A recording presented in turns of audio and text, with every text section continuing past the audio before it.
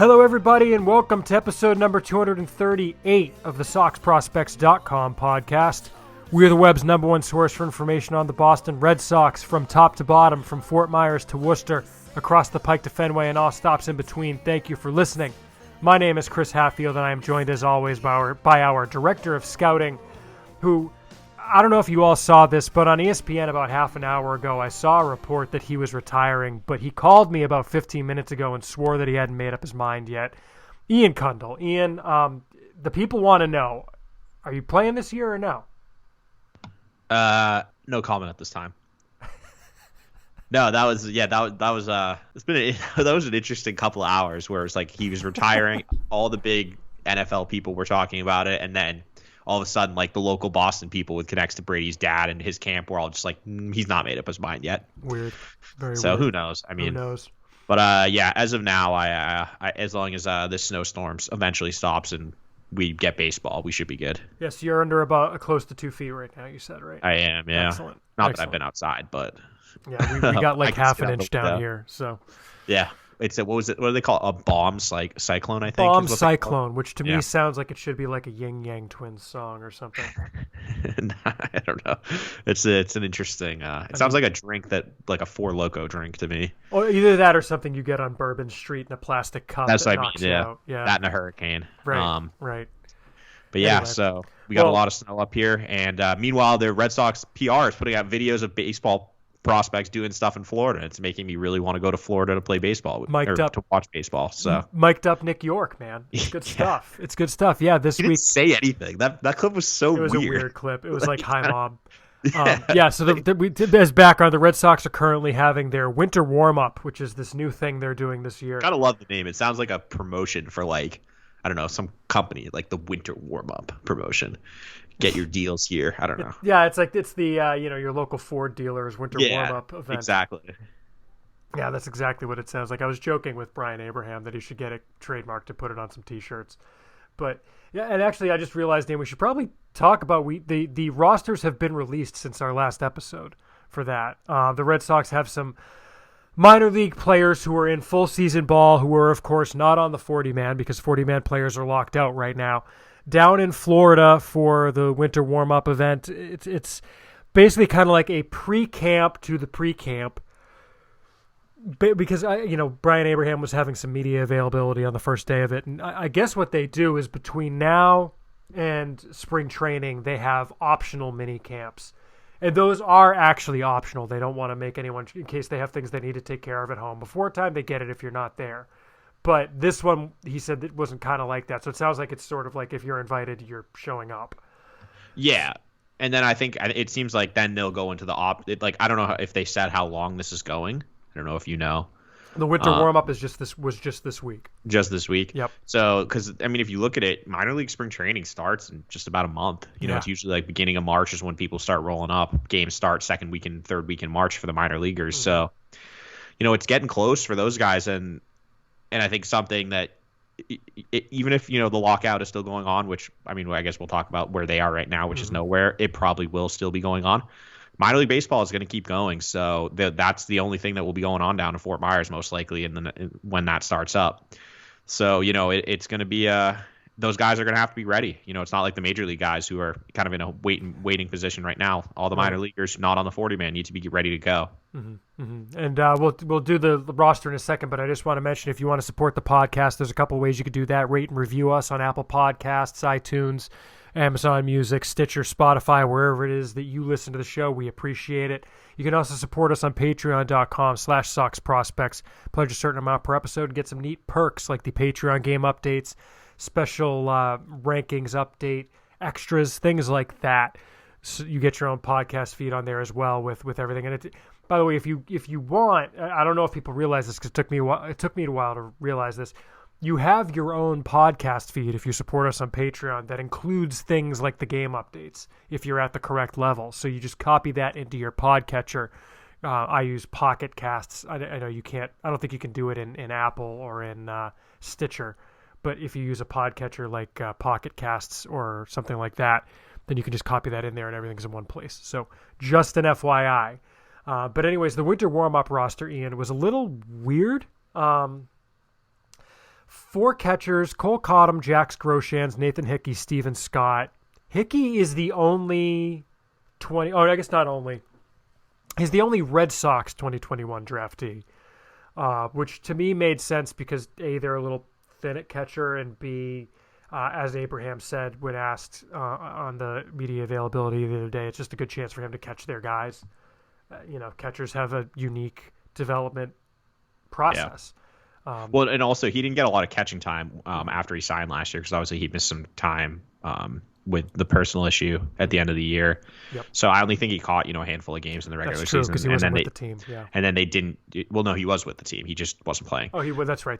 Yeah. But then obviously in Instructs they didn't play games, so it's probably good to just get him more reps at catcher. And just get him out there. And as we've kind of talked about, catcher's a pretty weak position overall in the system. So I do think also that it's somewhat that, there aren't that many other guys they could have considered because, some of the other guys they probably would have liked to call are on the 40-man, like Connor Wong and Ronaldo Hernandez. Mm-hmm. And then after that, probably the best guy who wasn't called was Eli Marrero. Yeah, that's the only other name who stood out to me as a guy that they could have brought in who wasn't just there to catch bullpens. So they're just not that many options for the catcher position. Mm-hmm. Yeah, and Alex Arrow might have been a guy they could have brought too, I guess. But it's weird too because I'm looking at the pitchers there, and none of those guys project to be Salem Red Sox this year, which is kind of the weird thing. Well, so Hickey might go to Greenville too. I wouldn't roll that even out. with the catching stuff that he needs to work on. I mean, he'll be in Greenville probably mid-year if everything goes well. I mean, I wouldn't rule it out. I don't know. Yeah, but it's just I'm looking at the rosters, and I guess maybe I'll since I'm talking about it, I'll go to the pitchers next. Brendan Salucci, Michael Feliz, Frank German, Brian Keller, Zach Kelly, Austin Lambright, Chris Murphy, AJ Politi, Chase Shugart, Brandon Walter, Thaddeus Ward, Jeremy Wu Yelland. Pretty good group. I mean, clearly a lot of guys you would have liked to have had there who were on the 40. Brian Bayo, Jay Groom, Cutter Crawford. I was going to say it's actually not that strong of a group for that reason. Yeah, I mean, there's a lot of guys that they would have liked to have had there. Seabold probably would have been there. There's probably 5 or 6 pitchers that they would have liked to have there that they couldn't. Bayo. Bizzardo. Winkowski is another one. Oh, Winkowski was the other one. Yeah, there's 5 or 6 pitchers that easily they would have probably liked to have down there, but obviously they can't because of what's going on with the lockout. So Mata, Mata rehabbing. If you've got Thaddeus Ward there, why not have Mata? So that's exactly. Rough. That's why it's kind of like when you think about it, it actually makes sense because you get above if you're taking out the new signees, which they didn't bring anyone, as you said, other than Hickey. So last year's draft class is out. Mm-hmm. Draft class before that, they just haven't really invested that much in the high end pitchers. So there's not a lot of the draft class before that was the 5-man class. So exactly. So and there were the pitchers, Wu Yelland's there, and then you go back and then the guys there are a lot of it's kind of either upper minors, newer guys like Keller and Lambright were the minor league Rule 5 picks this year. I think Feliz was just signed as a minor league free agent this offseason. Or at the end of last season, maybe they got him. No, I think. Feliz was with the team last year. They DFA'd him, and he got picked up by Oakland, who I then think also DFA'd him. And then they got him back sometime. And they got him back this offseason as a minor league free agent. Yeah. Same thing with Zach Kelly, who was with them last year, but re-signed before he hit minor league free agency. So I think that's why they bring them in. Yeah. So you bring the new guys in to get a look at them. Mm-hmm. That all makes sense. And then Shugart, I think I have to re-listen to the interview. Abraham did say that for now, at least German and Politi are going to be in the bullpen going forward. I mean, German was excellent after moving to the bullpen last year, so that makes sense. And Politi never was a starter. I don't really. That's an example of kind of the older.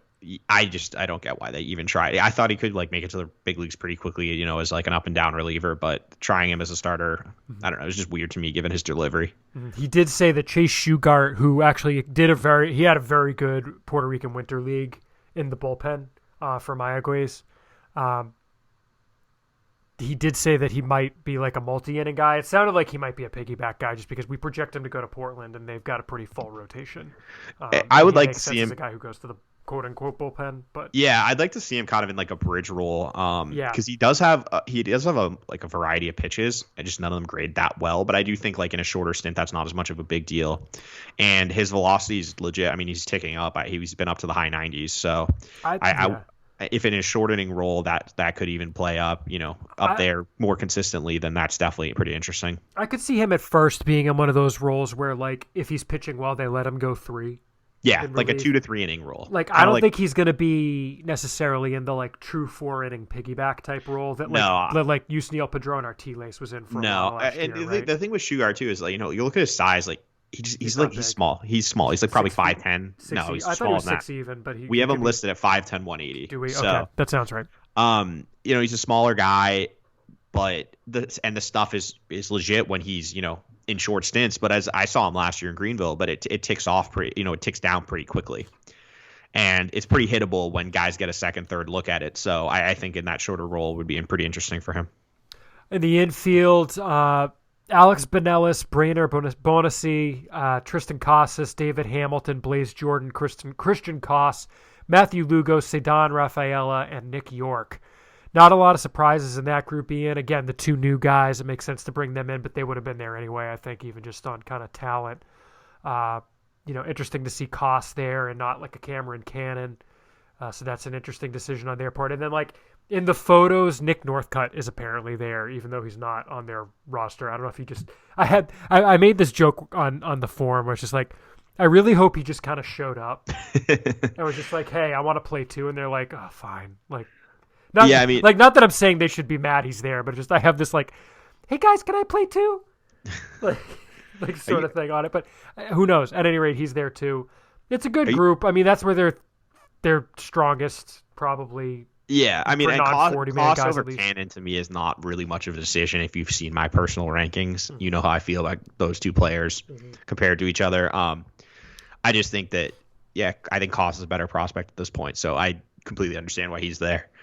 And as you said, the rest of the group is very strong. I think the one thing that really it emphasized how big Tristan Casas actually is that photo of him standing next to Blaze Jordan. And Jordan's not small. Blaze Jordan's like 6'2", 220 or something, and Casas looks like a giant compared to him. I mean, we know I've stood next to Casas. I know how big he actually is, but I don't think you can understand what it's like to stand next to a baseball player who's like 6'6", like 250, because that's what Casas is, and it's remarkable, his size. And seeing that photo just made me laugh, basically. That was just wanted to bring it up. Yep. It's a strong group. And then the outfield, they only have 3 true outfielders, although Rafaela, as we know, also plays a lot of outfield, is Tyler Dearden, Nick Decker, and Gilberto Jimenez. No one really otherwise surprised me that they weren't there, Ian, because they were either, like Bonasi, it was kind of borderline in terms of like he made it to full season, but he didn't start there. So it's like, well, if he's there, why isn't Wickelman Gonzalez there? But I get it. Like, it's different with pitchers. But otherwise there really weren't a whole lot of guys. I remember thinking, like, where's Tyler McDonough? Oh, he was a draftee. Well, I think, like, Meyer's the interest. Marcelo Meyer, yeah. But and I think I'm assuming I'm just going to preempt the email question of, like, Alex Benelis was in the same draft as Marcelo Meyer, and why is he there? Guy. But it's 100% because to get, like, the new guys involved. Yep. But I think the one thing looking at that outfield list did remind me of is, like, there's just not a lot of outfield depth in the high minors or even really in the system. Like, the guys, obviously you have Duran who's not eligible. Then after that, looking at our rankings, we have Gilberto's next, which even he's a little higher. Like, then you're getting down, it's like Tyler McDonough. Like, they just don't have a lot of guys there. Or the other guys they do have are like Miguel Blaze, who's, years away and wouldn't be consideration for this. So that kind of just was something that I hadn't really thought as much about, but kind of a big picture thing is the lack of outfield depth in the system. The outfielders who are, in the like full season, like of the right age, basically. Looking at the guys that they had, it's like Franchi, who's not going to go. Pedro Castellanos, who, there's Dearden, who they invited. Then at that point for left fielders, you're at the complex. Center field, Duran's on the 40, Jason Rosario's on the 40. I'm sure they would have loved to get Rosario in there, but he can't go. Tyler Esplin, I maybe could have seen go. Will Dalton's not going. They invited him, and as they invited Rafaela, McDonough's a draftee. Lopez, they probably want to let get healthy. Right field, Johann Mieses just re-signed. Izzy Wilson, who we're going to talk about, just signed as a minor league free agent. I could have seen him there, but He probably signed that. He signed that maybe after they'd already set the roster and everything, though. Yeah, but it wouldn't be hard to add him, like to add one guy. I mean, maybe he wasn't in the country, quarantine things. I don't know. That's true. You know? That's true. Logistically, I feel like it could be more challenging these but it's days. like Devlin Granberg, Cole Brannon, no. Dean but then you're Miller, getting down no. to like the complex guys. You know, Decker's Brian Gonzalez, there, Eduardo Lopez, Vaughn, like those guys. So yeah, Ghetto, yeah. Yeah. I could have seen maybe Angel Maeta, but probably not. So anyway, yeah, it's an interesting group. We'll see. You know, the choices of who they invited are interesting, and we'll see how it. You know, we have some media from there, some video. There's interview video, things like that. So, you know, we're rolling some of that out on the social media feeds. So check that out there. Moving along, Ian, we're going back to add this in post. I think we'll go ahead and admit, Ian. We almost forgot about the international free agent signing period opened on January 15th. And the Red Sox have spent most of their bonus money. They have, about like $500K left, Ian, of their 5.1 million. I'm not on the page. I should be. Oh, no, I am on the page. 5.179700. They spent 4.65. Yeah. Yeah. So they have like $500K left. Little over. Yep. So, little. Yeah, little. Yeah, they've basically three big ticket signings in terms of money. The biggest two are Framy de Leon and Freely Encarnacion, a couple of shortstops out of the Dominican, and this is all based on reports. De Leon got the biggest bonus at $1.2 million. He glove first shortstop definitely will stick. Biggest thing with him really seems to be that he needs to grow, which is part of why signing these 16-year-old international guys is such a crapshoot. He just needs to grow into his frame to, you know, make harder contact with the ball to be able to impact the ball. They like the switch hitter, I believe. Switch hitter, slender projectable frame, repeatable swing, no power really right now. Reports are all over the place on his run tool. But, you know, carrying tool is his glove with reports ranging from a decent to a strong arm. Freely Encarnacion signed for $1.1 million. He's the bat first guy. Best asset is his projectable power. Reportedly projects to have plus power. Has a disciplined all fields approach with plus bat speed. Signed as a shortstop. He may need to move to third base if he grows off the position, but he's got good hands and is reportedly improved defensively during the signing process with a potential plus arm. So those are the two biggest guys. The third highest bonus of $850K went to catcher Johann Frond Garcia, who, yes, is in fact the brother of Yostinson Garcia.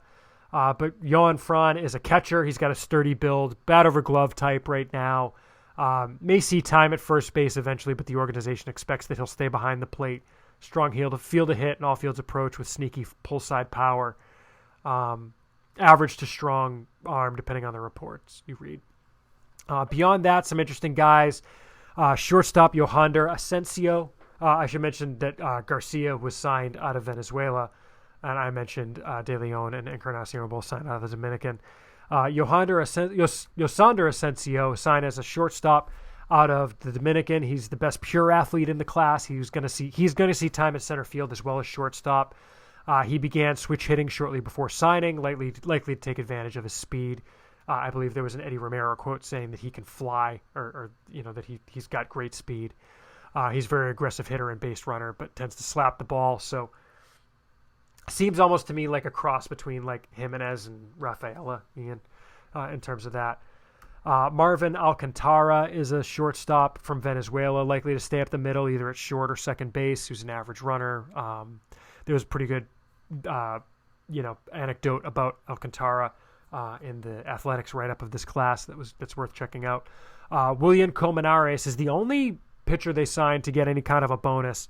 Strong projectable frame, loose arm with clean action, good line to the plate, 3-pitch mix, including an 89 to 91 mile per hour fastball and a very high spin rate curveball with the potential for good command.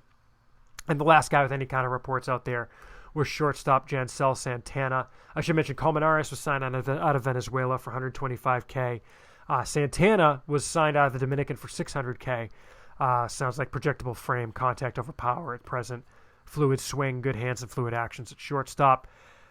Very interesting. It does seem, Ian, like there are more true shortstop types in this class than typical. But I think they just, they'll split the reps at short and second. Last year on one of the teams, they split the center field reps between Juan Chacon and Stinks and Garcia. I think they would just do the same with shortstop if they have too many shortstops this year. So and I also think a lot of these, some of these guys are going to move off shortstop. Like, they're going to grow. Maybe not this year, but in the future. So they're not all going to be shortstops. Yeah, look, Danny Diaz. I was thinking the same thing. Danny Diaz signed as a shortstop, and then the next year he was like 6'5", like 230. He just got huge.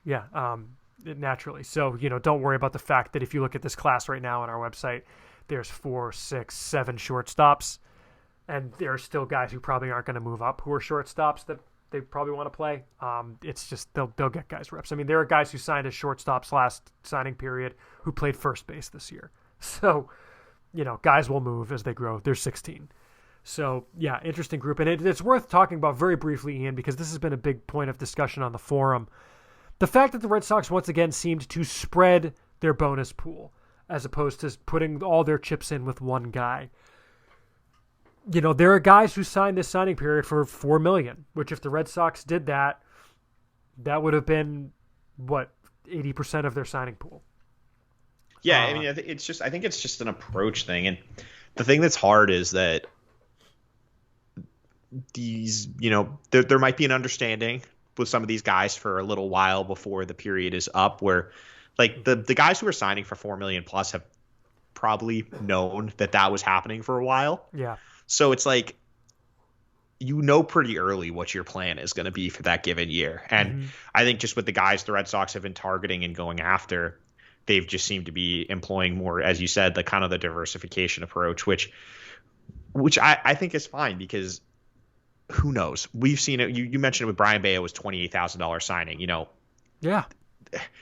How much money these guys get does not correlate potentially necessarily to their MLB ability. Someone like Kevin Maitan got $4 million and he's terrible. Robert, I had a scout tell me that he was one of the worst players he saw in affiliated ball last year. Yeah. And Kevin Maitan was someone, that several Braves employees lost their, baseball careers over. Yep. Yeah. People you just don't know with these guys. So I've said, I think before that I would much rather sign, 25, 30 guys for, one bonus rather than put all my eggs in one basket when it comes to the international market.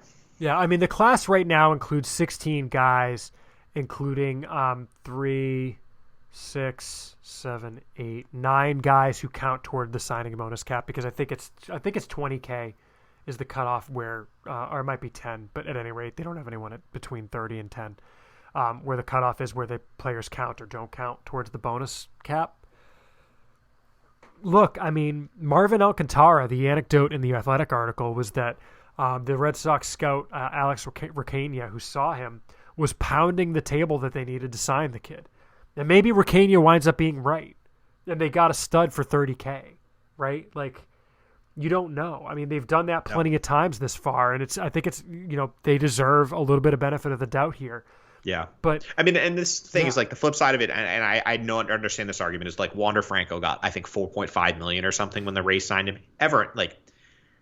There are guys who get the big bonuses who are going to turn into studs. That's obviously going to happen. But I would be the rate I feel like is not as high as people. There's not as big a correlation between bonus and MLB or career performance than as people think. Well, and here's the thing too, right? Is that I actually crunched a decent amount of numbers in the discussion in our forum about this. And kind of my takeaways were this. First of all, what you really need to do is have full information on every player in a class who signed.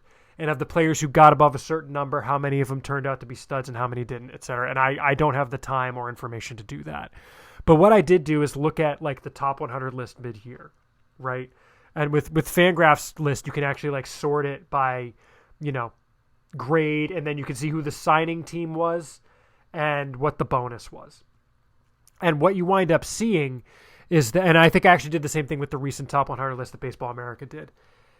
The odds of getting a blue chipper are obviously much higher for the players who signed for bonuses above, say, 1.5 million, right? More of those guys were studs in the top 100 than not. But that said, there are certainly guys who get that and fail. So it's not a hit-fail rate, right? So I think there's a much higher chance of reward for those players. That said, that's not the only way to get a top 100 guy. And more guys were in the top 100 with bonuses beneath that than above that. Look at Gabriel Moreno from the Blue Jays, did not get a huge bonus. Vidal Brujan got like 10K. You know, guys make the top 100 lists that did not get huge bonuses all the time. I think Keibert Ruiz didn't get a huge bonus. There's plenty of guys, and so I won't walk through verbally the whole list here, but it's, you know, granted, like, even if there are the same number of players in a top 100 list that got huge bonuses versus small bonuses, it doesn't mean it's just as likely, right? Because there are more players who get the smaller bonuses. Definitely. You have a much larger denominator. Because, like, I'm looking at just like the Baseball America list, which was obviously the most. I think they're the only site that's published their 2022 list. Yes, so far. I believe so. Yep. So, like, their highest ranked international person is Julio Rodriguez, who I believe got money. I can pull it up here. He did. He got a big bonus. And then the second one's Moreno. And Moreno, obviously, yeah, Rodriguez got 1.75 million. It's not a ton. But no, he didn't get like 5. But Moreno got nothing. You know, he was second. Keibert Ruiz was their third ranked. He didn't get a lot. I think Francisco Alvarez got a decent bonus. He got was a their big bonus. fourth. He got 2.1, I think. O'Neal Cruz was next. Like, as you said, it's like it's all over the board, and that's why it's at the end of the day, it's going to come down to, you know, it's going to come down to scouting and player development. I mean, I know we harp on it a lot, but that's the bread and butter that where these minor league, you know, how the minor league systems come together and how the prospecting comes for a team is, you know, you got to have good scouts. You got to trust your scouts, especially when they, you know, they put their, you know, pound the table or say, this is my guy. And then once they're signed, you got to get them in the dev system, and you got to have good player development guys. And I think the Red Sox track record has shown that they've done a very good job developing guys, especially, you know, connecting with the Latin players and developing guys who might not necessarily have received the highest bonuses. And so I think that giving them the benefit of the doubt is warranted at this point with what they've shown with the development of the international players they've had over the last couple of years. Absolutely. I think that's 100% correct. Okay, here we go. Yeah, Julio Rodriguez 1.75 million, Gabriel Moreno 25K. Keibert Ruiz 140K. Alvarez got 2.7. O'Neal Cruz got 950K. Yeah, and Marco Luciano got a ton. Luciano got 6. Noel V. Marte got 1.55. But the thing is, like, with Luciano, I think Luciano signed before they had, like, those restrictions, didn't he? Really? I mean, yeah, it's $6 million. He must have. Like, he had to. But then you get, like, Miguel Vargas got 300K. Yuri Perez, it's the 6'8" monster, got 200K. Yeah. Oswald Peraza got 175K. Brujan got 15K. Sixto Sanchez got 35K. Brian Rocchio got 125K. Edward Cabrera, 100K. Ellie De La Cruz, 65K. Like, it goes down. And, like, yeah, Christian Hernandez got $3 million. Jason Dominguez got $5.1 million. But, like, that's not the only way to get a stud prospect. And so you got 8 guys in the top 100 got $2 million or more. Well, five got between 1 and 2. But, like, 8 guys in the top 100 got between 100K and 500K. Well, and I also think, too, with the guys from the most recent years, you can't really, like... It's not apples to apples. Yeah, like, but also in the sense that, like, Dominguez and, like, Hernandez, they were, like, the highest ranked international guys from their class. Yep. Like, they almost default to the list in a weird way. Like, yeah, I mean, Jason Dominguez was any good yet. Like Jason Dominguez, Ian, fell to 87th from the top 20. I've talked to scouts who don't like think he's a top 100 prospect at all. Like, he got big. He got fat. Yeah, no, he didn't get fat. He just got too big. But he got too big. But like, there are just certain like, and but like, you know, it's almost weird. Like Robert Poisson, I remember last year, he got, I think, the second biggest bonus in last year's class. He was in the top 100 anymore. He's not close to a top 100 prospect. He's can't hit at all.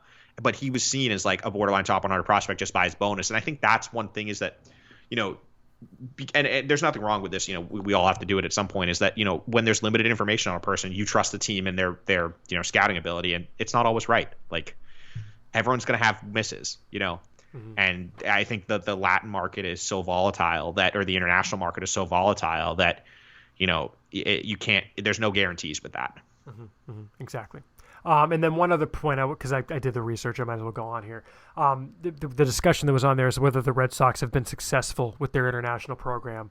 And a couple of points. First, of course, the Red Sox were banned from signing anyone in the 2016 class and couldn't sign anyone in the 2015 class for more than 300K. So that's why, in part, why you have a bit of a bubble, right? But then they also had Yeah. Well, but if you look at it too, so looking at the Fangraphs mid-year update, looking at the using grades, because the thing is, someone was saying, oh, well, number of top 10 prospects in each system. It's like, well, you can't do that because that's not apples to apples. Yeah. So looking at grade for international free agents, there are 9 IFAs, or were 9 IFAs on Fangraphs mid-year update with a future value of 55 or higher. Okay, so there's like a 1 in 3 chance the Red Sox would have signed one of them. Looking at the 50s, there were 30. So the odds are the Red Sox should have signed one. And they had. Granted, it's Gregory Santos, who's not in the system anymore, but they had signed one, which is like about what you would have expected, and it was ironically 2015. Well, the thing is, too, that like they probably had a guy who would have been high up on a top 100 list. Exactly. And Daniel Flores. You know, the year that they went all in on someone, he obviously tragically passed away. And that's like, you know, that's I think that when that was the year after you're coming off of, you know, the 300K and the no signing years, that 3-year stretch is just what really set back the international system. Because, you know, that 2017-18 class was Flores, and then Danny Diaz and Anthony Flores were the other 2 big signings, and both of them are just not good. So it's like that class is a complete whiff.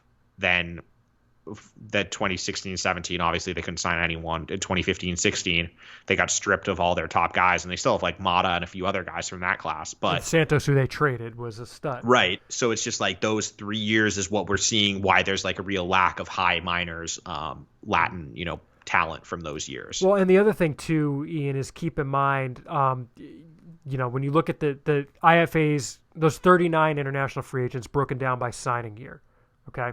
Only 2 of them were from the 2019 class. This is mid-year 2020 or 2021. So there was no one from the 2020 class on there yet. That was a 50 or above. 2 of them were from 2019. So part of this is just you've got to wait to see the guys, right? So no one in the 2018 class yet, which again, you know, yeah, there were 9 of them. Part of it is just, you know, have we seen them yet or not? Gotten reports. And then you were getting that bubble. But in the 39 guys, the Red Sox were limited or banned from the periods in which 38% of them came, because it was like 5 from 14, 7 from 15, 8 from 16, 8 from 17, 9 from 18. So it's like 7 to 9 50 or above guys per class. So you wouldn't expect a team to sign 2 or 3 of them. You know, the Yankees had a couple of years where they went nuts. Like in 2016, they signed. I think that might just be that they have right now, not even that they signed. But, oh no, it was that they signed. In 2016, they signed 3, right? Like, that was the year the Red Sox didn't have anybody. Like, they literally couldn't sign anyone. So it's tough. Yeah, I mean, look, it's like a little disappointing that they don't have any current like 50 or above IFA types, but like it's nothing to be concerned about if that's something you're wondering. So, anyway, all right, moving along. I guess lockout update we'll go to next. Not a whole lot to report, and I guess what I would just say is this. You know, we've talked a little bit about it before, and we can get into a little bit of the details if you want, but nothing's going to happen. We said last episode, I think nothing's going to happen until February, and that's what's going to happen because this is just how negotiation tends to go. You don't want to be the one to make the first move. Well, and it's already. I mean, the players have already made. They walked back, or they dropped the changing of the 6-year thing already. So it's already started. Well, it's good that they're meeting. They're exchanging ideas. I don't think it's going to be a quick process. Met 2 days in a row last week, which is good. I still think it's going to take a while, but it's good to see like the players have started. The players have started dropping a few things that were never going to happen because the owners are stubborn like that, and hopefully the owners will do the same next week when they counter, and hopefully they can find a common ground to keep things on schedule. But if you had to ask me now, I think spring training is probably going to be delayed a few weeks if I had to guess. Yeah, and I think that no one cares.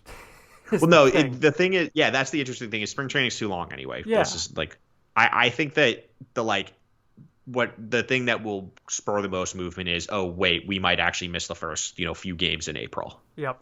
Yeah, because they're. But I also heard some. I also on the flip side, kind of taking like a negative view of that. It's, do the owners really care if they miss those games because those games are by far the least attended of any of them. Yeah, because you lose TV money. So yeah, it's an interesting dilemma with that, but. I mean, hopefully. Look, so there were, I think there were 3 things that the players wanted in their first proposal that the owners said were just non-starters. Yeah. One of them was getting to free agency sooner after 5 years instead of 6. Yep. One was, I think, arbitration sooner. Mm-hmm. And the third was adjusting of revenue sharing. Yeah.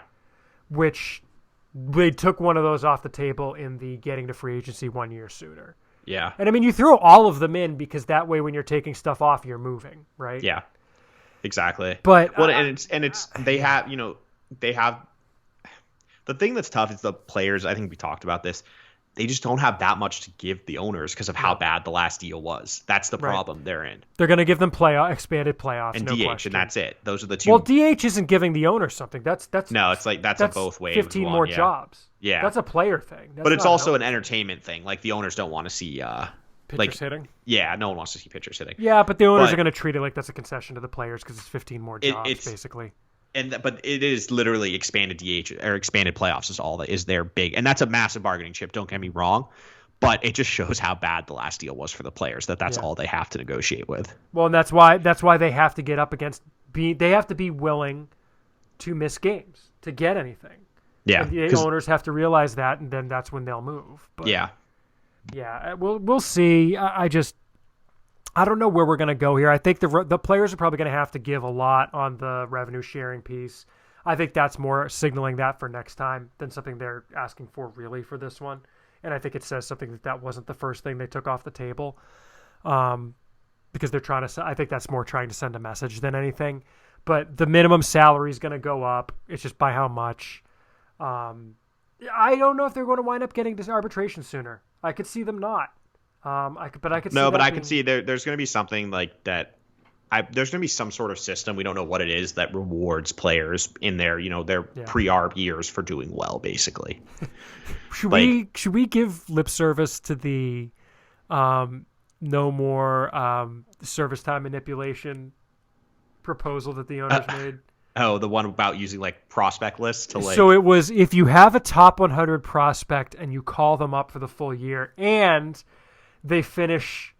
It's the dumbest thing top 5 in like rookie of the year or Cy Young or MVP voting. Like a rookie who's in the top 5 of the Cy Young or MVP voting wouldn't be in the top 5 of the rookie of the year voting. Yeah, so let's forget that bit of the ridiculous. I don't. And the fact that they were like only top 100 prospects, like why are you limiting it? Just make any prospect. Why are you limiting it? 1, 2.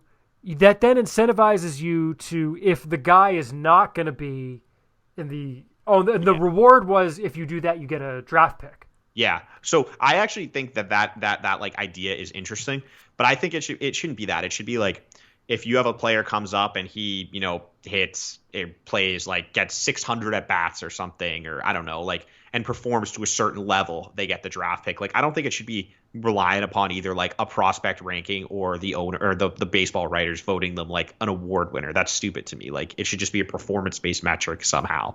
Well, but then the flip side of that is, you could also just run into, like, if you're tanking, just calling up a bunch of, like, filler prospects early if it's only, like, if it's too easy to get the picks and just loading up on picks that way. Well, but here's the thing. If you're the Baltimore Orioles, would you rather have an extra year of Adley Rutschman or a draft pick? Oh, it's not close. You have the extra year of Adley Rutschman. No question. Yeah. But it's also, like, who counts? Like, Jarren Duran, does it have to be, like, their debut? Because if it's their debut... Do the Red Sox bother calling up Jarren Duran last year? Probably not. Yeah. Right? You're going to wait until this year. Or like with Casas this year, if they determine he's ready in like July, do they wait because maybe we can start him in the big leagues next year and then get an extra pick? Like, it's just going to work. It's going to work in the other direction. That model's just weird. It was a bad proposal. But they do need to find a way to like reward teams who are just like, we don't care about service time. But I don't know what the reward is. So you just do service time differently. I mean, that's what they have to do. That's the easiest way to do it. Like you do something instead. Make arbitration and team control different than service time. But it's tough because it's like, well, do years they play. Well, then you're not going to call guys up in September.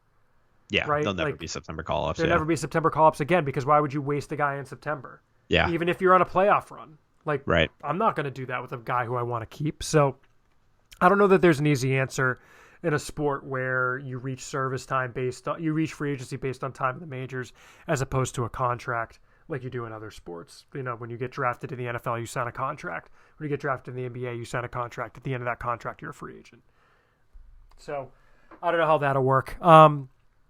Other updates, I guess we can update the Seiya Suzuki situation. Who knows? The TLDR version is we still don't really know. There was a bit of a kerfuffle recently where there were two reports, only one of which got amplified by Peter Gammons, which freaked people out. There was a report on Yahoo Sports Japan. The first one was that it was basically a foregone conclusion that Suzuki was going to sign with the Red Sox. Basically said, like, he's going to sign with them. It's just a matter of when. A day and a half later, another report that I think was, I forget who it was. It was another Japanese outlet. Said he has narrowed it to 4 teams, named the 4 teams, 3 of which were on the West Coast, and one was Texas, I think. And said that teams in Arizona who have spring training, he's going to Arizona for spring training. He's going to meet with the teams there. And he's going to decide there, and the teams in Florida are at like a disadvantage or something. But to me, reading that, like, the two completely conflicted. So my takeaway was, in other words, the Red Sox are either a foregone conclusion or not even a finalist. In other words, we have no idea. And then another report just came out today, which shout out from Red Sox people. Stats. Yeah, from his agent, I believe. I just want to make sure I get it right. So 1 second. But I think Red Sox Stats had it, and it was. His agent is quoted in the Japan Tonight denying all reports of this week, and then says he's coming to the U.S. to begin workouts. There are 10 to 15 teams still involved, and there's no preference between Arizona or Florida for spring training. So basically his agent is saying nothing, which actually he probably has to say anyway, because obviously they're not supposed to be negotiating with teams or anything right now. But Right. Who knows? We're not going to know anything until the lockout ends. No, we're not, and it's just wait and see. We'll see what happens. We've got a question in the email queue, so I think we'll leave it there for now. It's kind of related to Suzuki, but otherwise, a couple of transactions, a few minor league free agent deals. The Red Sox signed outfielder Izzy Wilson and relief pitcher Taylor Cole. Cole was, I think, Ian, last with the Angels organization and missed last season with an injury. I believe it was a shoulder. I think he actually was one of the pitchers in the Angels combined no-hitter on Tyler Skaggs' night. Remember when they threw a no-hitter the night they all wore Tyler Skaggs jerseys? So he pitched in that game for them. AAA depth to see if he could come off of an injury. Pitched in the Dominican Winter League this winter for like 6 innings that weren't all that great. Stop me if you've heard this one. Strikes a lot of guys out, but walks too many. And Wilson is just an interesting. I think he was like 2020. He had a 2020 season in AA this year. Became a free agent, signed with the Red Sox. He was on a team in the Dominican Winter League, but barely played. He only got 3 innings. He is, I think, actually, he's from St. Martin, which is pretty cool. Yeah. I've been there. Yeah. And also, he played for the Rocket City Trash Pandas, which is just a great minor league baseball team name. Yeah, in the Angels system, actually. So he was with them this past season. Yeah, 21 home runs, 25 steals, but like 247 average, 328 on base, 486 slugging. So it was like a good season. Ton of strikeouts, though. Low batting average, yeah. I mean, we shall see. Yeah, I mean, look, outfield, as we just got done saying, in the upper minors is incredibly thin. So, yeah, it is what it is. And meanwhile, the Red Sox lost free agents Colton Brewer, Joey Meneses, and who was the third one? I can't think of it off the top of my head. Matt Caracity. Thank you. Matt Caracity. All signed minor league free agent deals elsewhere. So happy trails to those guys. Ian, should we move on then to emails? Sure. If you want to email the show, send us an email at podcast@soxprospects.com. We want to talk about what you want to hear about. We got a bunch of good ones this episode. And we're going to get to one we've been saving at the end of this, but we'll do a few of the quick ones first, Ian. So let's start with this one from Tim. And Tim asks, hey guys, if you could change anything about Hall of Fame voting, what would it be? Ian, I love and hate Hall of Fame voting. I think the Hall of Fame voting tracker is the only thing that makes it tolerable. But I just don't care. It's a private museum. Yeah, is the That's unfortunately, I just don't care. It's one of those things that I completely understand why if you're a player, it's a big deal to you. Sure. And I understand why the people who follow it really care, but I just don't have the bandwidth to it's at this point, like a Hall of Fame that doesn't have like Alex Rodriguez, Barry Bonds is like just whatever. Like it's just stupid to me. The thing that bothers me is I just think it's stupid that they haven't set aside like a clear criteria on what to do with those guys. Because I think it's clear that the writers aren't going to police it themselves. They're going to have very differing opinions, and they're all operating off different criteria for their voting, which doesn't make sense to me because if you're voting, you should be using the same criteria. Yeah. So that's why I think that the Hall of Fame needs to set aside something and be like, this is what we're doing with guys who have steroid links, like take blah, blah, blah.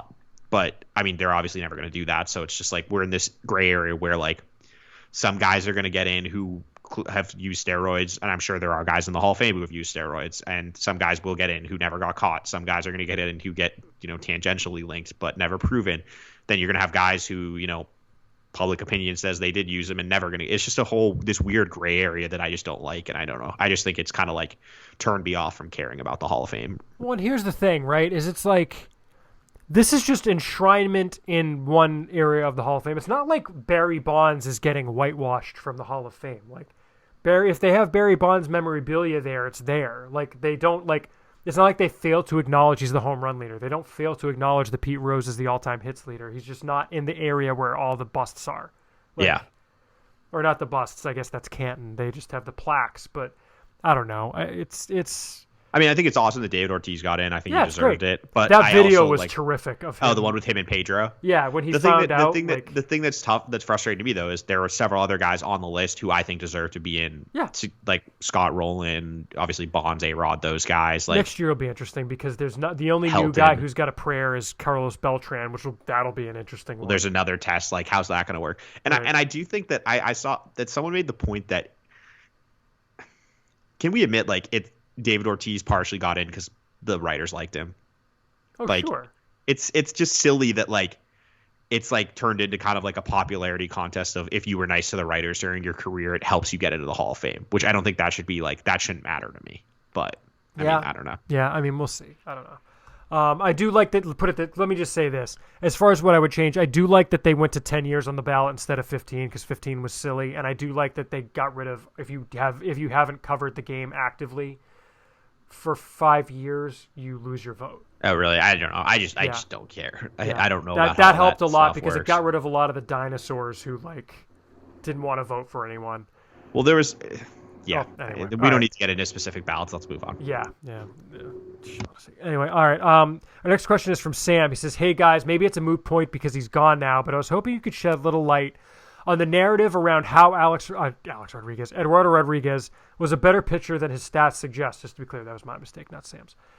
And the implications for the rest of our pitchers. I understand the concept of FIP, but we heard the quotes about how Rodriguez asked Detroit for a better infield defense. But the same Red Sox defense played behind all of our other pitchers, and I don't recall hearing nearly the same narrative for them, at least as far as their pitching lines are concerned. Is there something unique about how our defense played behind Rodriguez versus our other pitchers? Are there other contextual factors we should be considering? Is it possible he just wasn't as good as the fielding independent metrics suggest? For instance, were balls in play more productive against him? If so, that would seem to suggest something about the pitcher more so than the defense. I'm curious what you think this means for our pitching staff going forward. Thanks, Sam.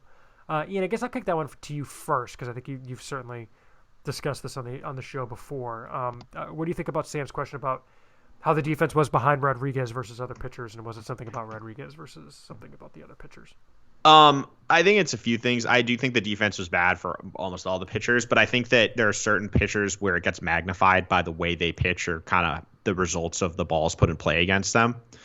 And when you look at someone like Rodriguez, he was homer prone. And so if you have an error or you have, a ground ball that should have been got to and that home run turns in from a solo shot to a 2 or 3 run home run, that's obviously going to, skew a pitching liner. Similarly, he had some issues with his walks during career.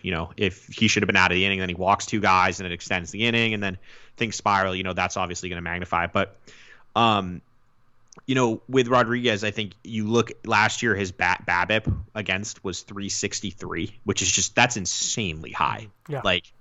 that's not just him. There's an element of defense, especially when his expected batting average against last year was 233. Mm-hmm. So you're talking about 130 point difference.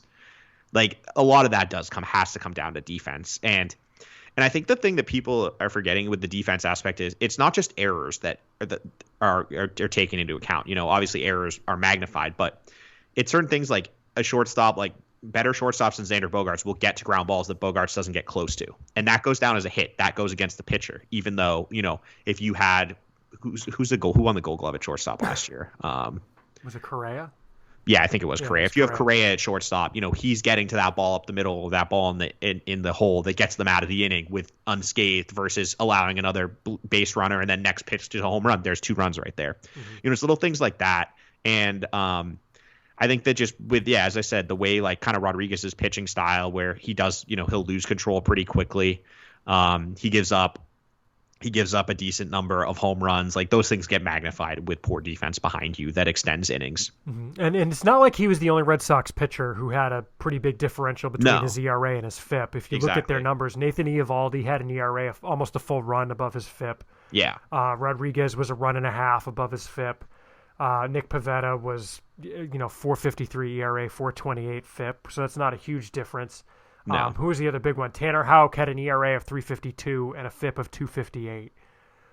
Granted, there are some pitchers who, for the Red Sox, like, Sawamura had a much higher FIP than ERA, but he gives up bombs. That's the problem. Yeah. Matt Barnes, his FIP was lower by half a run. Ottavino's was lower by, it's pretty much like universal on the staff. And Sawamura is an outlier because of his pitching style is going to lead to home runs, which leads, Martin Perez had a higher FIP because he gave up 1.5 homers per 9. Garrett Richards, it was close, but he gives up 1.25 homers per 9. Pivetta, 1.39 homers per 9. So basically it's whether you're homer prone is what it comes down to. But it's not like it was just a Rodriguez thing. It's a Rodriguez, Eovaldi, and Houck thing. And the thing with Rodriguez is when you look at part of why we're talking about that it was a good year. I mean, if you look at things like his average exit velocity last year, so again, he was in the 90th percentile, which is, he did a good job limiting hard contact against him. Like, his expected ERA was 75th percentile. Expected WOBA was weighted on base was 75th percentile. Like, all of his advanced metrics, K percentage, 76th percentile, walk percentage, 70th, like, all of his advanced metrics scream that he had a really good year, but then you look at his ERA and it's like, oh, what happened there? And that's kind of like, I think, where the disconnect is, but it's you just kind of have to dig a little deeper than just looking at like ERA and like those face level statistics. Sam asked another question. He says, hey guys, anytime a prospect heavy trade goes down, we always hear some version of the winners and losers of this trade can't be judged for 3 to 5 years based on how the prospects turn out. Fair enough. Are there any Red Sox trade from the past decade for which you'd be willing to indulge in a value retrospective or at least speak about how the prospects turned out? A few that come to mind would be the trade for Adrian Gonzalez or Pomerantz, Kimbrel, Sale, or more recently Benintendi, or any others that you prefer to discuss. It's an interesting thought, and I think as the lockout goes on, Ian, maybe we can get to that one next episode or after that. Trade retrospectives are always interesting, but it's like, do we want to go over the same trades every offseason, right? So maybe we should look back on those because we've got the lockout and not a whole lot going on in terms of transactions, but it's a fair question, Sam, so thanks for that. Our next email comes from Austin. He says, hey guys, Austin from North Carolina here. Thankful for all the hard work you do that helps the average baseball fan feel more in tune with how the Sox prospects are doing. I have 2 questions. First, do you see any significance in the Sox last 3 first-round picks, who are also the 3 top prospects in the system, being average to below average runners? Is this something that they just don't value, that they value less, or just a coincidence? It seems significant to me, especially in the case of Nick York and Marcelo Meyer. Because it could have an impact on what defensive position they stick at. I guess let me stop there, Ian. I don't think there's anything significant about that at all. No. It's also there's below average runners who are like elite shortstops. I disagree on Myers. Speed is not necessarily like Jackie Bradley is a good example. Jackie Bradley's like a 45 runner, 50 runner, and he's one of the best center fielders. Well, he was one of the best center fielders in baseball. Right. And it was because of his instincts and things like that. Or roots. Flip side, you have Jarren Duran, who's a 70 runner, who's well below average in center field. Just because you're fast doesn't make you a good defender. Yeah, I would say that both York and Meyer, Meyer. you know what it is? I fake myself out. I like overthink it and flipping back to Mayer. But Meyer, the two of them, the defensive limitations on York have nothing to do with his speed. Yeah. It's footwork, hands, body control. And Meyer is thought to be he was thought by some to be the best defensive player in the class. Yeah. I mean, top prospect. If you go back to Cameron Cannon, maybe that would apply, but like Cannon was like a second round pick at that point. Well, also his actions just aren't good. It's not necessarily just a range thing. He would get to balls and he'd just be like, "Oh, that doesn't look like a shortstop to me." Yeah. So I don't think there's anything to that. Austin's second question, he says, "You have all talked about how Chaim Bloom has focused on quality depth over getting high risk reward players and trades." I've heard you all say, let me stop there. I don't think we've said that. No, I think that on depth, he's getting depth, but he's also getting high risk reward. I think what he meant is like instead of getting one prospect, blue chipper. Yeah. But like they haven't made many trades where you're going to get a blue chipper. No, exactly. I think what the Chaim Bloom is good at is being like, well, I like this, but why don't you throw in this one other flyer guy and then we'll call it a deal, like things like that. Give us Khalil Lee because we know that Zach Scott likes him, and what we really want is Josh Winkowski. Exactly, like things like that. So, but like I think the Mets trade is a good example. The Benintendi trade, the guys they took are super high risk. Like Luis De La Rosa, Freddie Valdez are like very high risk prospects. You know, they have upside, but like they're diffusing the risk by getting 5 guys. Exactly, that's the way. That's what it is. But anyway, he says, I've heard you all say as well that the farm system has a lot of depth, but not a lot of high end players. To me, this means, and correct me if I'm wrong, that the system has a lot of 4 to 5 grade level players rather than 6 to 8.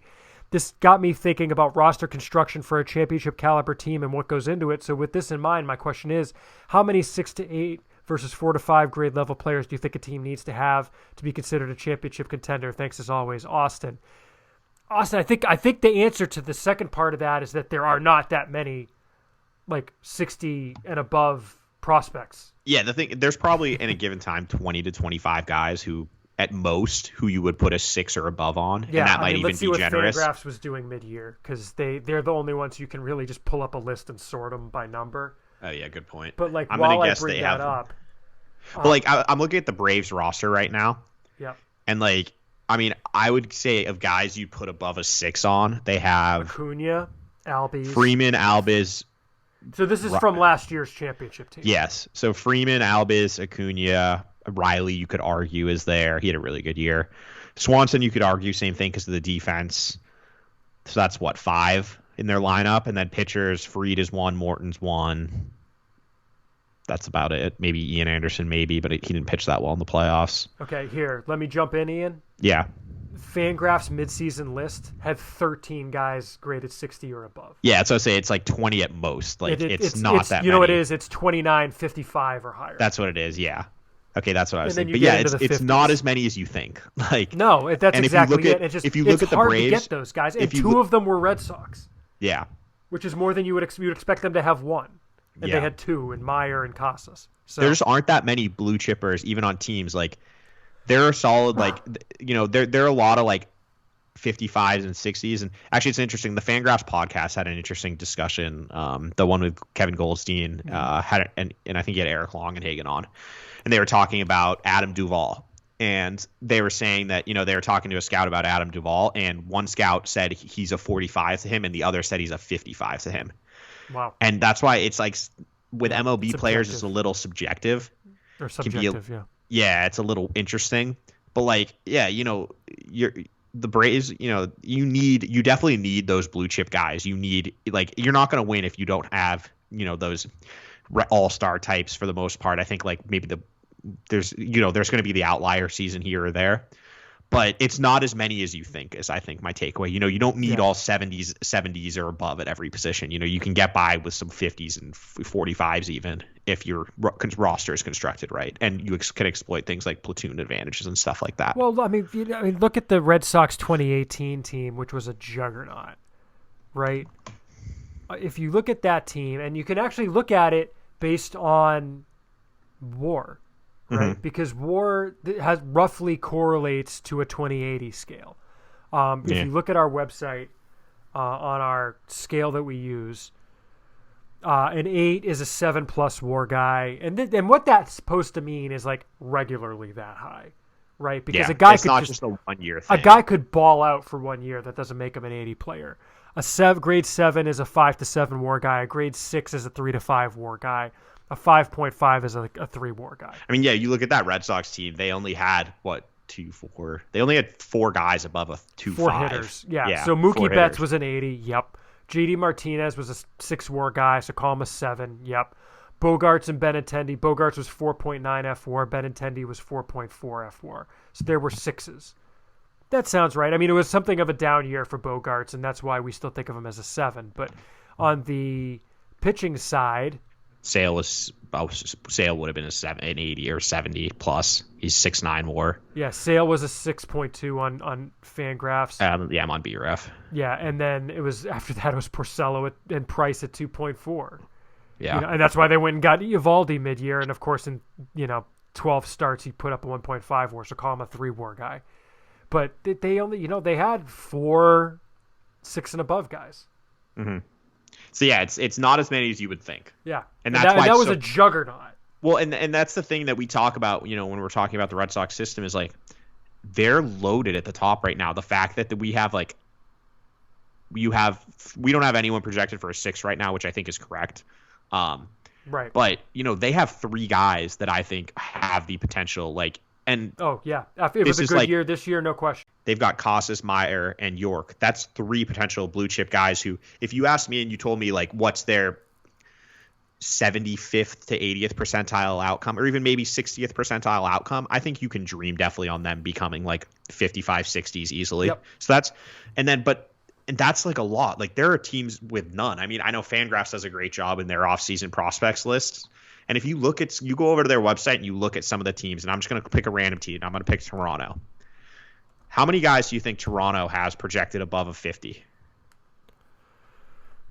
Now I got to remember who's in their system because they gave guys up in the 50, 55, 60, etc. So I'm including 50 in that. And they just had everyone graduate too. I mean, Moreno. Yeah, it's 2. It's 2. So it's Moreno and it's Irelvis. Yeah. So it's the Red Sox having 3 of those guys is excellent. And I think it's maybe, I don't know if we're going to talk about it, the Baseball America released their top 100 rankings, and I think the Red Sox have 3 guys in the top 25-ish or something, or top 31. 30 something. 31, because I think York was 31. But yeah, or even you go to the Tigers. Tigers are considered to have a pretty, solid system. They have 2 60s and 2 50s, and that's it, according to Fangraphs. There's just not that many, super high-end prospects. And in the past years, that's what the Red Sox didn't have, because they traded a lot of those guys away or they graduated, and graduating them is fine. Trading them away, same thing, but it's just they had a few off years. But in the last couple of years, they got Casas in 18, they got York in 20, Meyer in 21. That's 3 out of and 2019 they didn't have the first round pick. So in 3 out of the last 4 years, they've nailed their first round pick. It looks like they have. Mm-hmm. That's really good drafting, scouting, etc. so far. But it's, where I think it falls off is you kind of have a mix after that with a bunch of interesting guys, but who's going to separate themselves from that tier is the big question, I think, for me this year. And who is the next guy who could potentially jump into that, top group? Because I personally don't think Duran's in that group. I don't think Downs is. I think we're in agreement there. Could Bayo make that jump if he comes out and is shoving as a starter and kind of alleviates concerns that he might be a reliever? Sure. He's got the raw stuff to do that. There are certain guys who could make that next leap. It's just who's going to do that and kind of keep the pipeline going.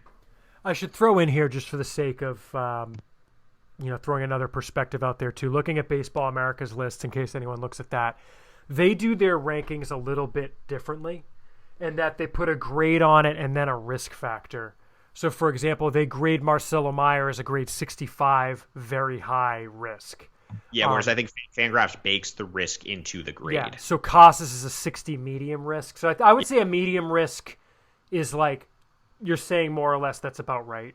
So I think they're saying basically I would say their scale gives Meyer what I would call a 60 and Casas what I would call a 60. And they rank them there.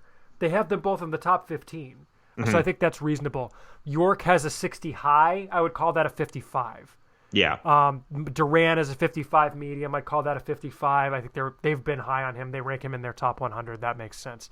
But then it's Bayo 55 high, Downs 55 high, Jordan 55 extreme, Mata 55 extreme. And see, I think where I don't love the way they do it is when you get to those lower level guys, because like I just don't think like saying that Blaze Jordan is like a 55 right now is, I think, kind of like a weird way to put it, because that's basically saying that he's like an above average. He projects as an above average regular, which he could be an above average regular someday. He doesn't project as that right now. Mm-hmm. Like, yeah, that's just a weird way to do it. But like, I think, if you go to Fangraphs and you look at, obviously this is from the end of last season, but they have Meyer as a 55. They have Casas as a 55. I think they have York as like a 50. Mm-hmm. Like, that's, yeah, we're on. There's different ways. There's different ways to do it, as you said. Yep. All right, let's move. Thanks for the email, Austin. We appreciate it, man. Our next email, Ian, comes from John, and he says, I know MLB labor negotiations aren't your focus, so feel free to ignore this if it doesn't fit, but I want to get your thoughts on something. The Players Union wants to become free agents faster and wants small market teams to spend more. So how about giving players free agency after 5 years instead of 6, but with a stipulation that players with 5 years of service time can only sign 1 or 2 year contracts? This would give players the opportunity to earn more. It would also give small market teams more incentive to spend. Small market teams tend to have smaller windows for winning. It's not realistic for them to sign a number 1 starter to a 10-year, $300 million contract, but it should make sense for a small market team to sign a young ace to a 2-year, $70 million contract. What do you think, John B? I think I know where you're going. He's basically saying, Ian, I think another way to put this would be like a year of free agency, but you're a free agent. And the reason the owners would never go for that is, I mean, in theory, a small market team could sign a guy to a larger short contract, but guess what?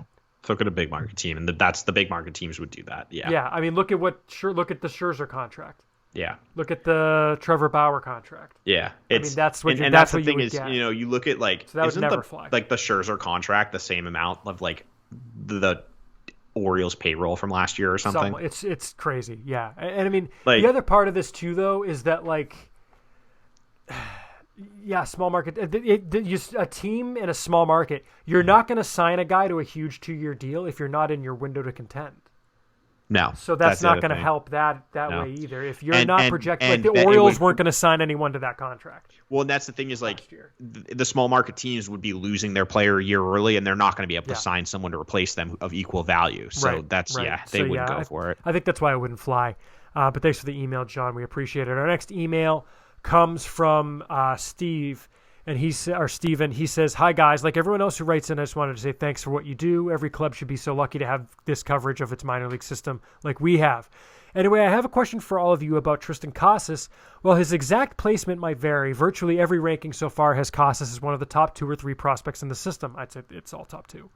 And for good reason. He's got tools and he's performed. But as a first base only bat, there will obviously be significant pressure on his offensive profile to hit his value ceiling, which is why I find it interesting that he's never slugged 500 at any level that he's played more than 2 games at.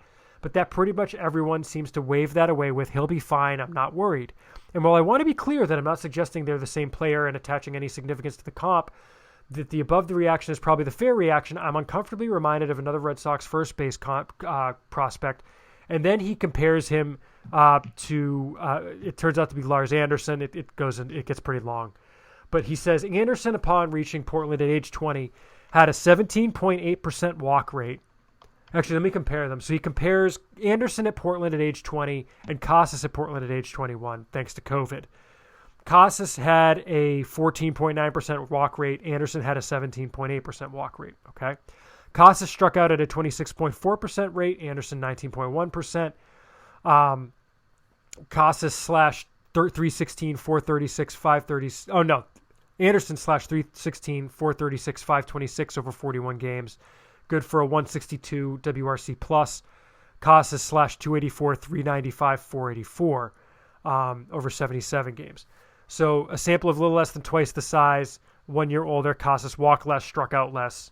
A little less, hit for a little less power, and got on base a lot less. Granted, it's a small sample, he says, but other players' numbers cratered to 11% below league average before coming back. Hold on. Anderson's numbers cratered to below league average before coming back to crush it briefly before his third time around at the age of 22. That's what's weird to me is 2009, like, which is his biggest sample in Double-A. Yeah, he hit 233, 328, 345. He was terrible. And then 2010 was his third go around there. Like, obviously, if you're there for a third time, you have to kill it or you're going to get demoted. So I don't like. I don't know. Well, so here's the thing too: is yes, granted, Tristan Casas has not slugged 500 at a level. That is in part because, first of all, there was no 2020 season. Last year, I just take last year with an enormous grain of salt because he had to leave his team twice, once for the Olympic qualifier, once for the Olympics. Well, and if you add in the Olympic qualifiers, I bet he slugged over 500 because he hit like 7 home runs in those. If you add in the Olympics and the Olympic qualifiers, he probably slugged over 500.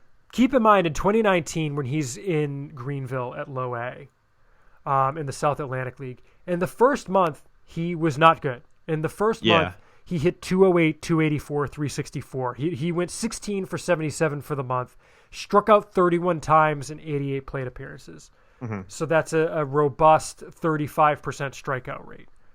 Okay? The rest of the season in Greenville, so I'm not even going to count his 2-game cameo in Salem where, by the way, at the end of the year he went 3 for 7 with a home run and a double before the playoffs. Right? From May through the end of August, because that was back when there were barely any games in September. Mm-hmm.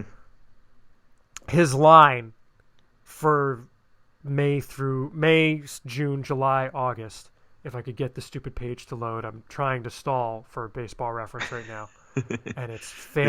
It was very slow for me earlier today too. Yeah, it's been slow recently. It's weird, and oh, you know what? It slowed down because my StatHead subscription ran out. I'm used to it being quicker than this. At any rate, I'm waiting for this to come up. But if you take out the first month where he stunk, he slugged 500. Here, I'll get it right here. So when do you want me? I got it. You got it. He hit 264, 363, 496. Okay, I thought, it goes above 500 if you count the 2 games in September. Yeah. 17 home runs, 19 doubles as how old was he? 19 in Low A? Yeah. He was 21 last year in Double A. Yeah, he's 19. So that's part of why we're not worried about him. And the thing is with April, we're not just waving it away. April was when he was using that 2-strike crouch approach every pitch. So he was trying new things, Ian, if you remember, in that first month. And then he got away from doing that every pitch and just did that with 2 strikes. The power's there. Well, I think that's the biggest thing is Lars Anderson was before my time with the website. In terms of I didn't see him in the minors really. Yeah. But when you look at Lars Anderson's profile and even what we have on the page, he was never projected to hit for that much power. We have average to solid average. I think Mellon probably did this home run projection. He wasn't seen as a significant power person. And I think that's part of it is that minor league power numbers, there's a lot of factors that can go into them. I was looking at it because I was having this. I got into a debate with someone about this a couple days ago about the value of minor league home runs numbers. My big comparison was look at Ronald Acuna's minor league career. How many home runs do you think Ronald Acuna hit in his minor league career? Just say it. 21.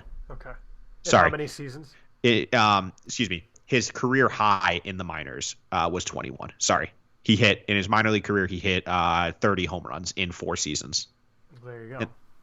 And then you flip side of that is do you know who Dylan Cousins is? Yeah, of course. Well, Dylan Cousins because he was in Reading. Yes, Reading. He hit 44 home runs one year in Reading. Yeah, and I saw him. He retired to go play in the NFL. He's not a good baseball player at all. He had 44 home runs. Minor league home run totals, a lot of it is pitching dependent, park dependent. There are a lot of factors that can really skew it. Age relative to level. There's a lot that goes into that. So, yeah, you really have to be careful with minor league home run numbers. Look, would it be better, Ian? Would it be better if Casas slugged 500? Would I be happier? Would I be happier if Casas slugged 500? Yes. Would I be happier if he hit 30 home runs? Yes. Am I worried? I wouldn't go that far. No, and I think that the thing with Casas that you need to see is you have to go watch his BP, and that's where you're going to see there's power here. Yeah.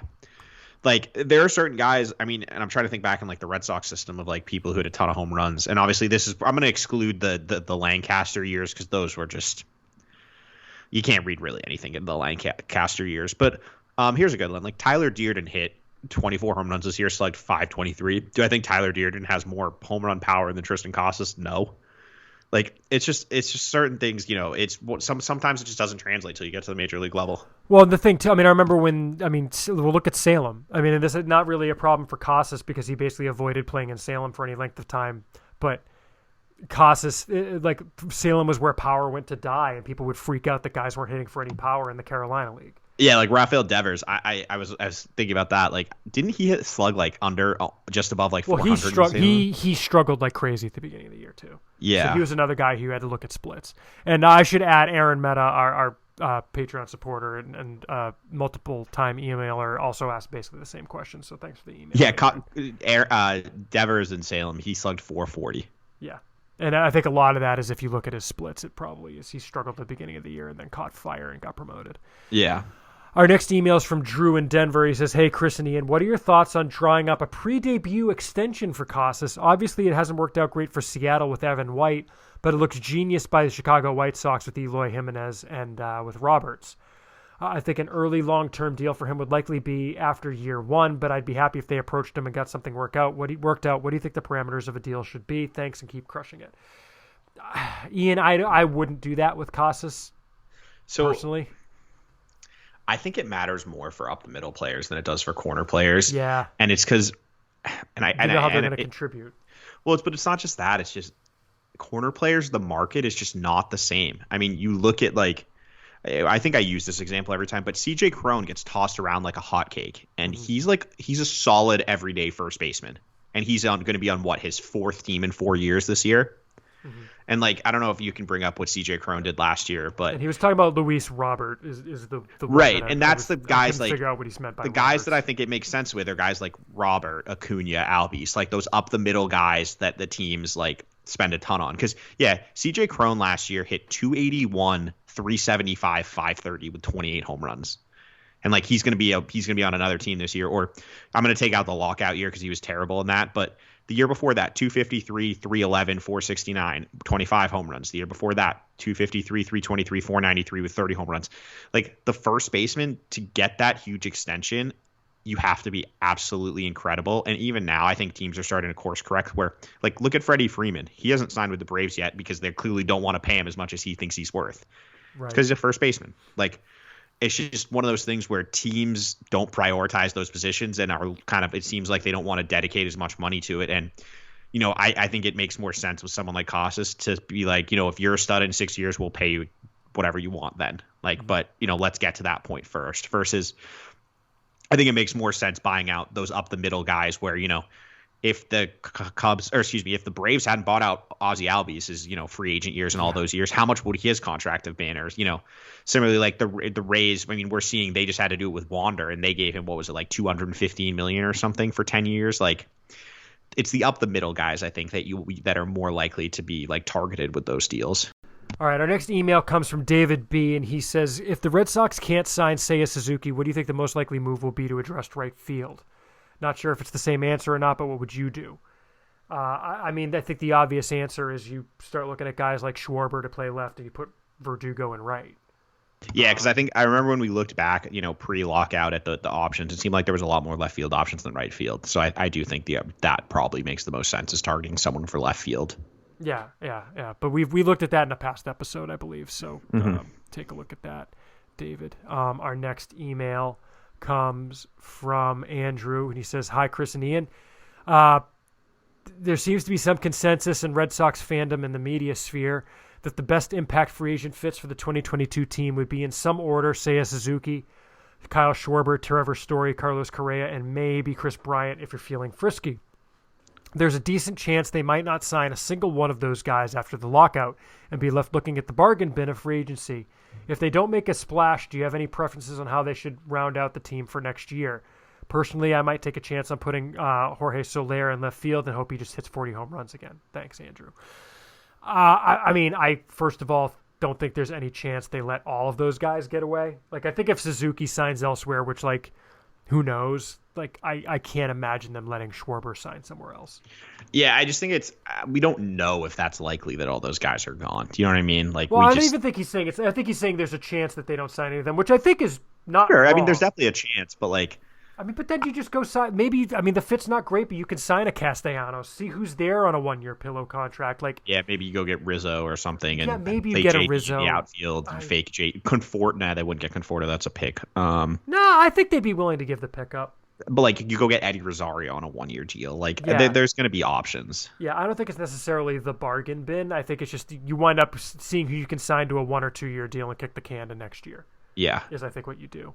But I think they're going to go hard after Suzuki. I think they are too, and I think if they don't get him, they'll just pivot to Schwarber because Schwarber makes. I mean, it's not an ideal defensive fit, but he clearly was liked by the team. Yeah. He was an important teammate, and his approach really is what they need, and his left-handedness also doesn't hurt. Mm-hmm. Our next question comes from Will, and I think it's worth doing this question, Ian, just to preface it to explain part of our player reports on the website. And he says, how come the website doesn't have traditional 20/80 scale for each prospect's tools or prospect status? Is that a possibility for the future?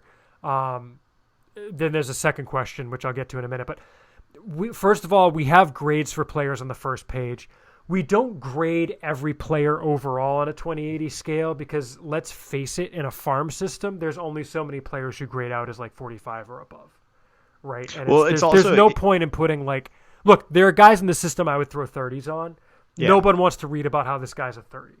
And if you look at if you click on a player's report, the tools are in there. They're just not written out in numerical form. It's right. It's look, average is a 50.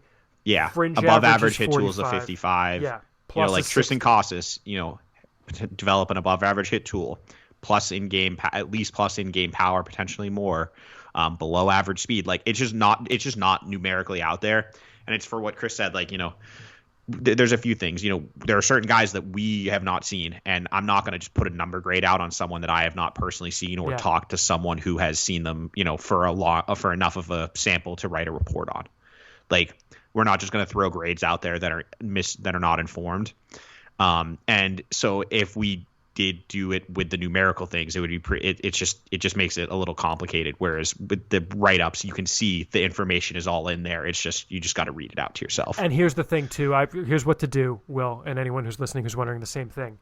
Any outlet, and I'm not calling anyone out or anything like that. Any outlet that puts grades on players before they sign, be it draftee or international free agency, look at those same grades after the player signs. And they will drop like across the board by half a grade. Well, and this is the thing that's weird is if you want actual grades, pretty much all the hitters are going to get 20s because none of them. Because the thing that I think what you need to realize with the grades is that there's two ways to do grades. You can do it what they would project. There's the present and the future.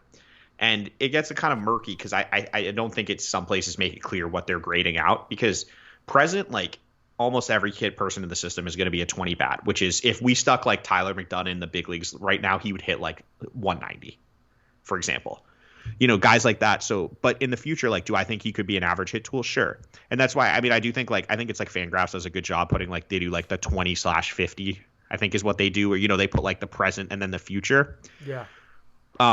But it's just I think that those two things kind of get convoluted a lot, and it can be confusing when you have those different, you have multiple numbers being thrown out for the same tool and everything. And it's the way we've just chosen to do it is this: in the report, it says what we think their potential is at the major league level. It's not right now, and it's in their peak. It's not in their peak, but it's it's not going to be their first season in the big leagues. It's going to be that 3 to 5 year window of what we think they're going to turn into. And could they be above that? Sure. There's outliers. There's guys who exceed expectations. There's guys who don't meet it, but that's just kind of based on what we've seen and what we've talked to, the general consensus. And it's what we know, right? Because I'm always skeptical when an outlet has a run grade for the top 30 prospects in the system, an actual hard grade on that, a hard grade on their arm. Yeah, because you'll see there are certain guys will have descriptions but no grade, and if we haven't seen enough of a sample or talked to someone who has seen enough to put a sample, we're not going to put a grade on it.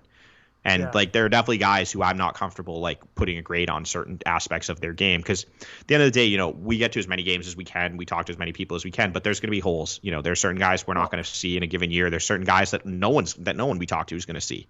And, I'm not going to just like make something up to put a placeholder in. Exactly. So a fair question. And Will's second question, Ian, which I do like this one.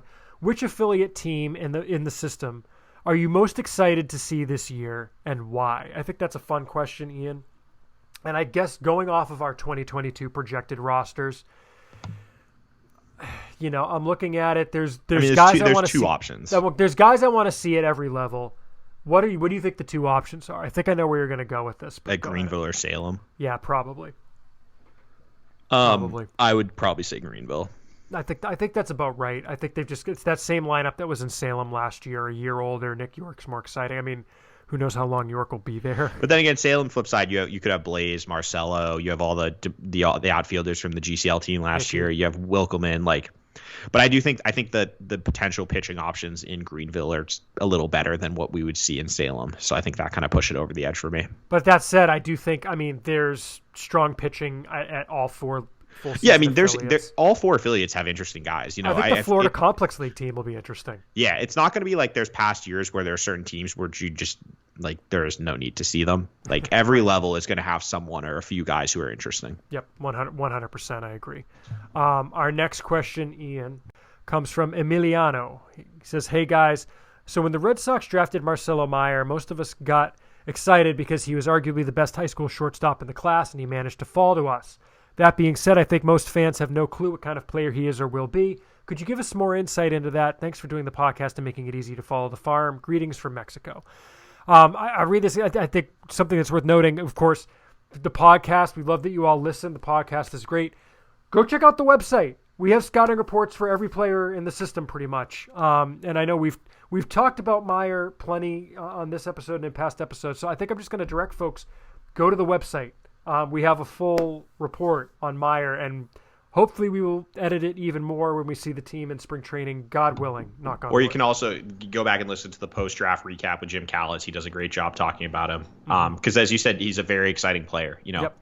He's there's a lot to like there. But I think, what we can talk about here wouldn't do justice to either what we have written on the website or what Jim's had to say about him. Mm-hmm. Our next question comes from Mark. He says this all will center around first base. 1, there are no rumors of the Red Sox being tied to any first baseman this offseason. 2, does that mean the Red Sox believe in second half Dahlbeck? 3, or is it because the dawn of Tristan Casas is nigh? And no, I don't know why I got Shakespearean there. 4, lastly, what does Casas do in the spring to start the year with the big league team?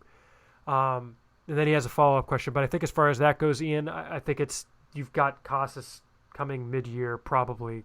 Why go sign someone? Maybe they always could sign someone. Like, there's nothing to stop them from signing like a Mitch Moreland type or a even Schwarber. Like, if you're asking why aren't they in on Anthony Rizzo, that's why. It's Casas.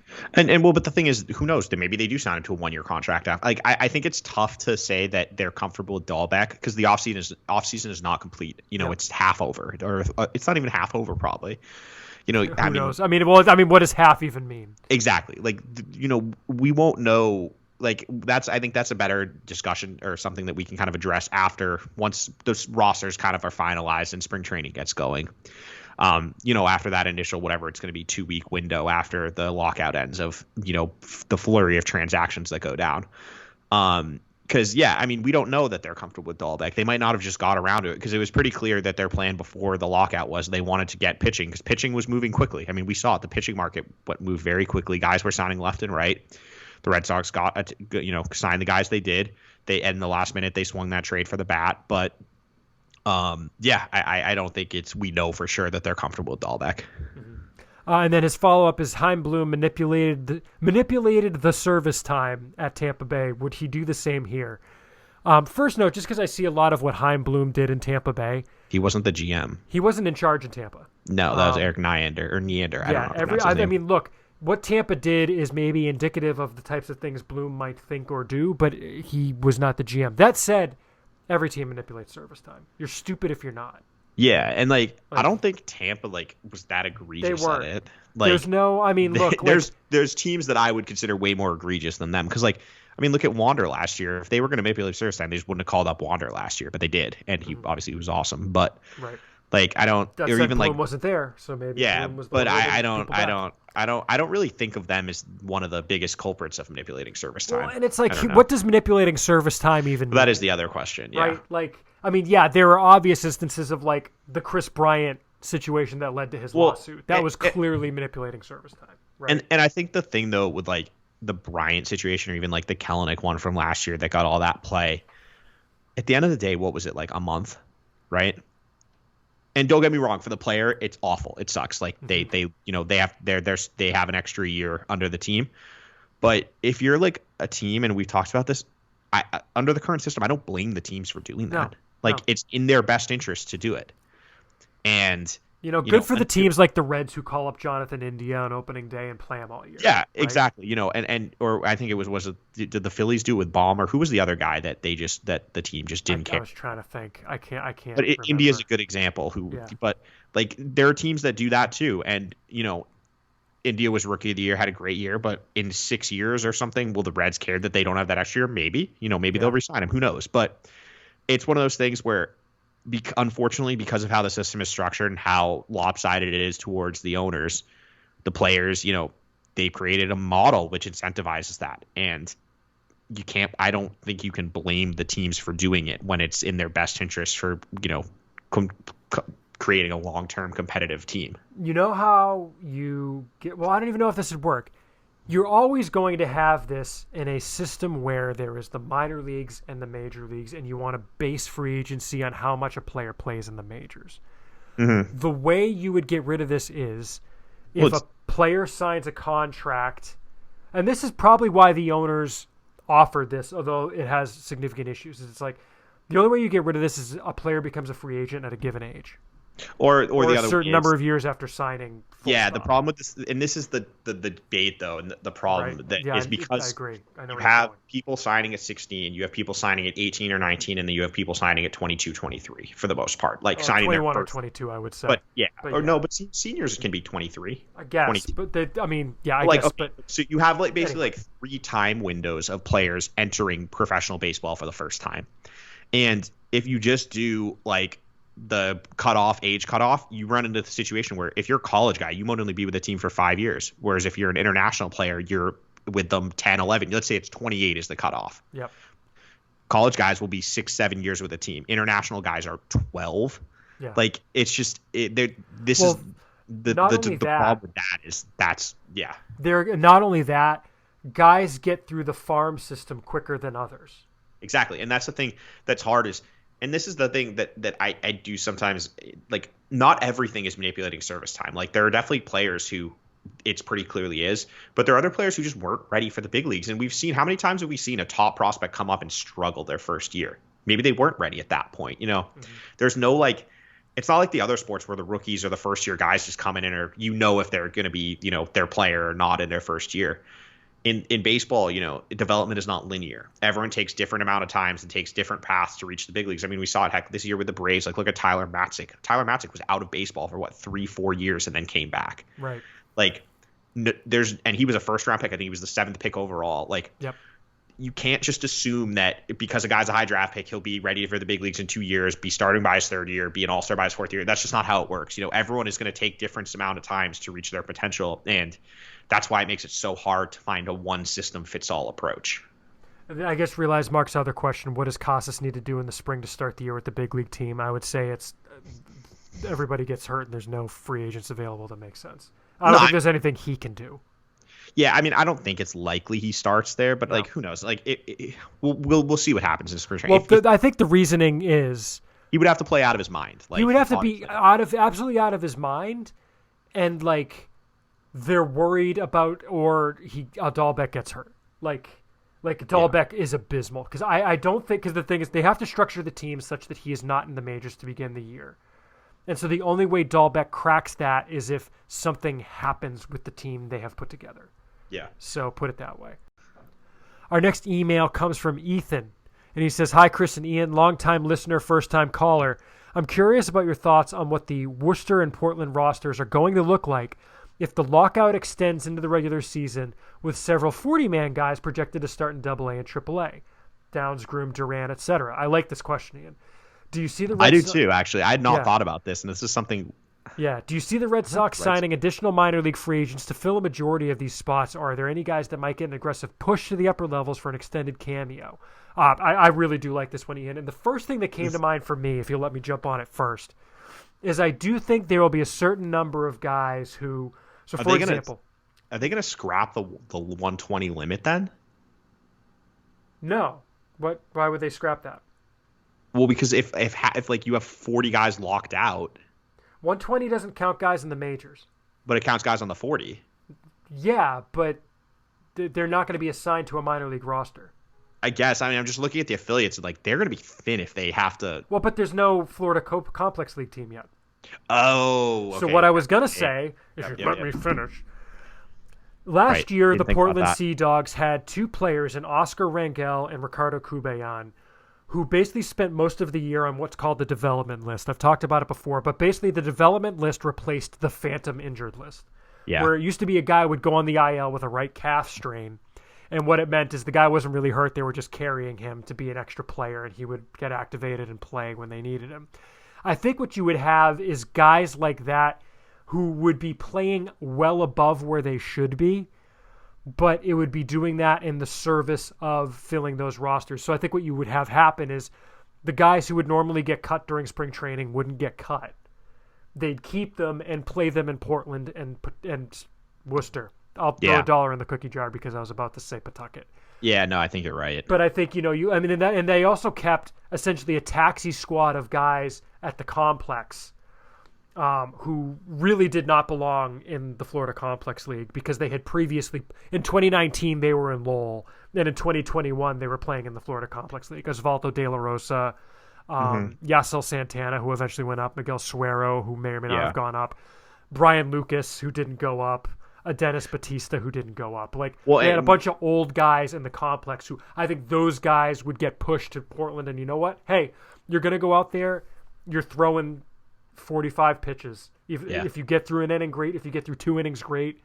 The other thing I think that we need to remember is that if there's Major League season isn't starting on time, they won't have those guys on the taxi squad like they had last year with the Major League team.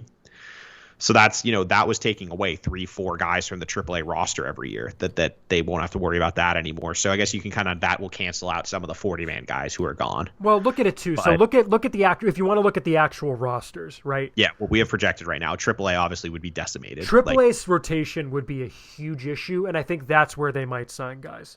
Yeah. Because as it is right now, we still have them projected maybe signing one more in a rotation with Siebold, Crawford, Winkowski, Hart, and Keller.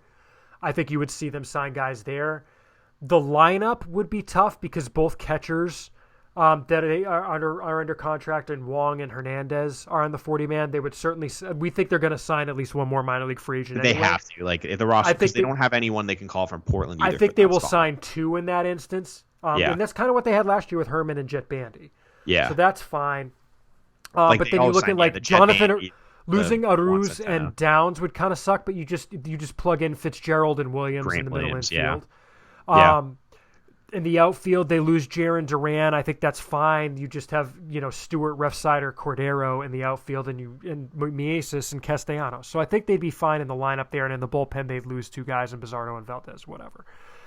Portland loses Bayo and Groom through rotation, but they've still got projected Murphy, Santos, Gambrell, Van Bell, and I think you just continue to start Shugart in that situation. Yeah, or they run a bullpen game every 5 games.